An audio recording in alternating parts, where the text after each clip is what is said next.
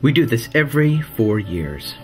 We go through this long hiring process for the most important job in the nation. We look at a dozen or so candidates. We listen to the debates and speeches. We read up on their families and their pets. But we never settle on an actual job description.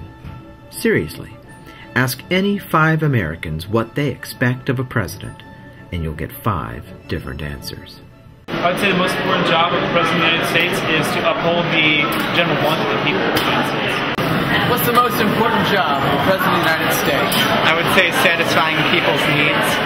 Well, I think the most important job of the President of the United States is to actually provide good communities. The most important job of the President of the United States is to be Commander-in-Chief. So the most important job of the President, I'd say, is to use the bully pulpit to help bring attention to issues that are either underrepresented or not very well understood. Of course, there is a job description in writing, but let's face it, many of us expect a lot more of the president than what was written down in 1787. The problem is, you ask for more, you give more.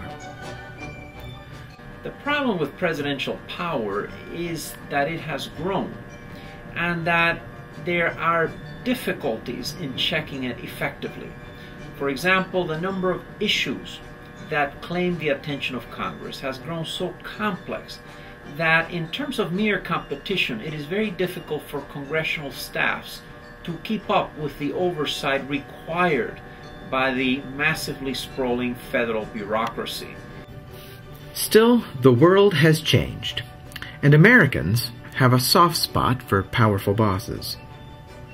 We're going to look for an opportunity to address the kinds of problems that things like climate change, rising national debt, comprehensive energy policy, immigration policy, these sorts of things, deep, trenchant, costly, long-term problems, complicated problems.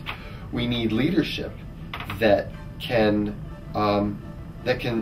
speak to these terms in ways that have the long-term future of the country in mind. And the only game in town in our current system of government is the presidency in this regard. What do we really want a president to be able to do? It's time we had this conversation. Join us at IIT on November 1st.